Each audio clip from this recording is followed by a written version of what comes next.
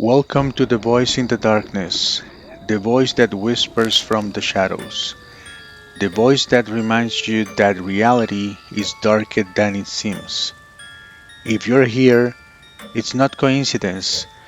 You're searching for answers to mysteries most people are afraid to even ask about. Tonight, you will hear a story that has survived more than 400 years. A tale of blood, superstition, accusation, and fear. A tale that challenges the limits of reason. Are you ready to open the door with me? Because what follows is deep. It is dark. Turn off the lights and turn up the volume and prepare yourself. This is the story of the Werewolf of Bedburg. In a small village, hidden among thick forests, where the trees seemed to whisper secrets into the wind, an unsettling mystery took place during the 16th century. Bedburg, Germany. A quiet rural town haunted by superstition, fear, and the horrors that lurk when night fell, because at night no one was safe. For over than 25 years, a creature thirsty of blood stalked the land. Terrifying murders shook the town. Mutilated bodies were found in the woods. Children vanished without a trace. Pregnant women never came home. Something or someone was hiding among them. And the terror grew, for it was said the creature was not just a beast. It was a man who became a wolf. But was it really a man or something much worse? This is not a tale of a monster. It is the story of a crime, of terror, and how collective fear can create monsters where perhaps there were only men. The year is 1589. Europe is in turmoil. Wars between Catholics and Protestants are devastating the land. Thousands are dead, villages burned, science is struggling to rise, while religion and superstition dominate daily life.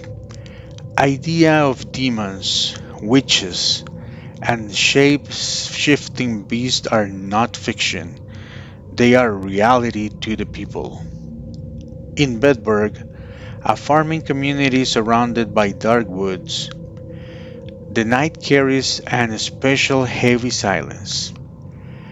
Where the bodies start to appear, people don't look scientific explanations, they search for supernatural ones, and fear grows like a shadow that can no longer be ignored.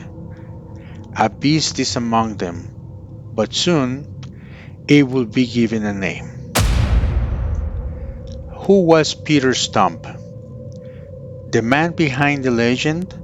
Peter Stumpp, also known as Peter Stubby.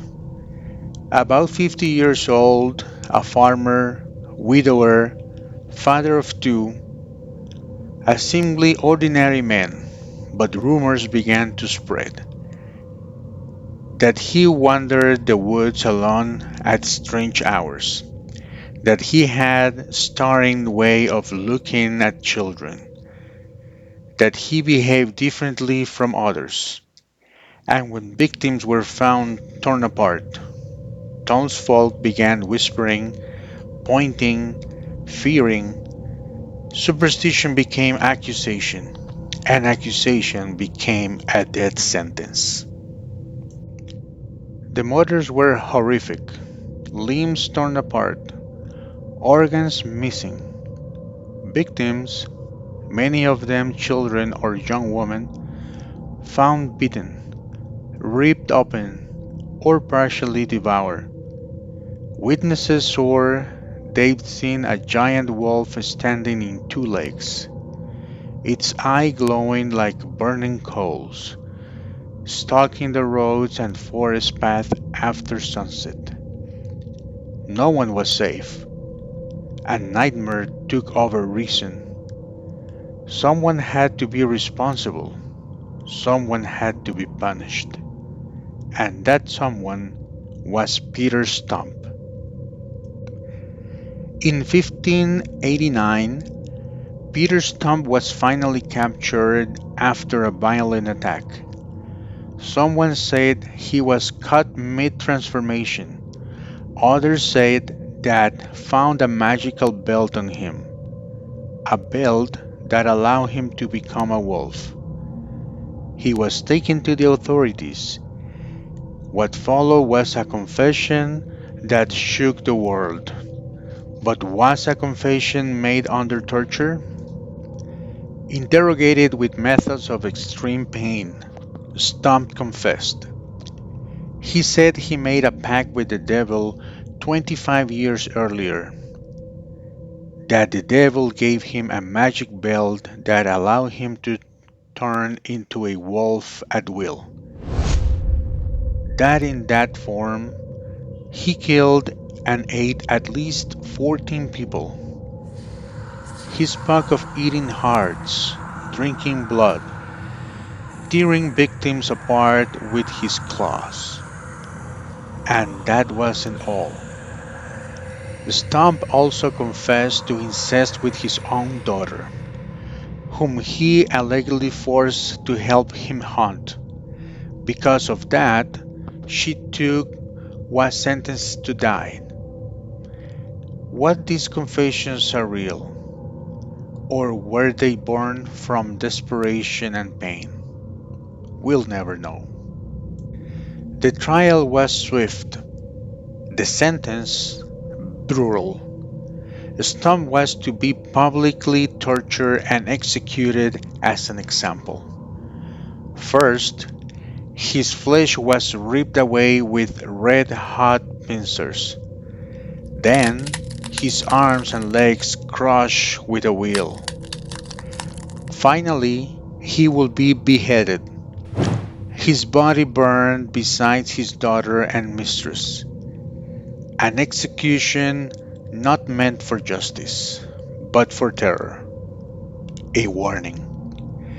And with that, the werewolf was gone. But the question remained. Was he really a werewolf? Because here's the truth.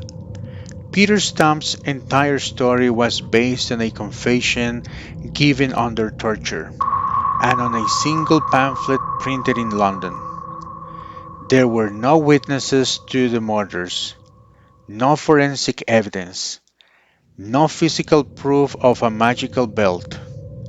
Some historians believe Stump was nothing more than a scapegoat, chosen because the people needed a villain, a monster, someone to blame for the fear and suffering caused by a war and religious conflict.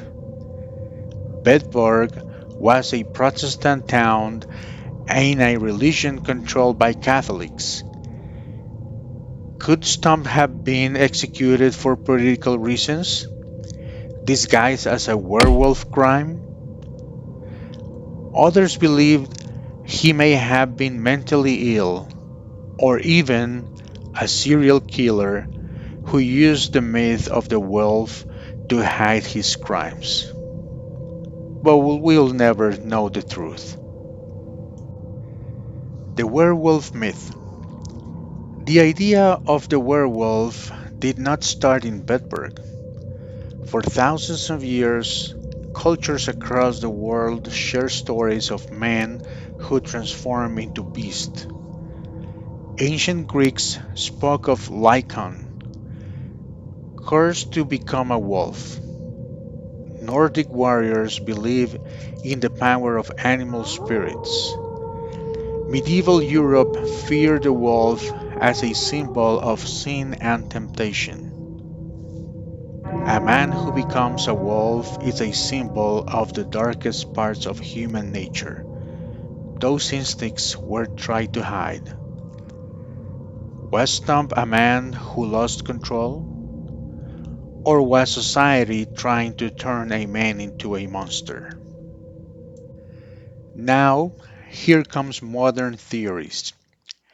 Today, there are three main theories about this case.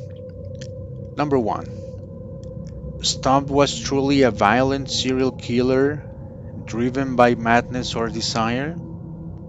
Number two, he was innocent, executed for political or religious reasons. Number three, he suffered from clinical lycanthropy, a rare physiological condition in which a person believes they can turn into an animal. Without evidence, the truth remains buried in time. But the question continues to echo. Was Peter Stumpp a werewolf or a victim? What do you believe? Was Peter Stumpp the first recorded werewolf in history? A brutal murderer? Or just a man destroyed by fear and superstition? Let me know your thoughts in the comments. Would you like us to explore more cases like this? More witches, demons, curses, or unexplained deaths? If this story made you think, if it stirred the shadows in your mind, then like this video, share it, and subscribe to the channel. Your support is the light that guides us through the darkness in these mysteries. Here, on The Voice in the Darkness, we will continue whisper the stories others won't dare to tell. Thank you for staying until the end. I'll see you in the next mystery. And remember, the shadows are always closer than they seem.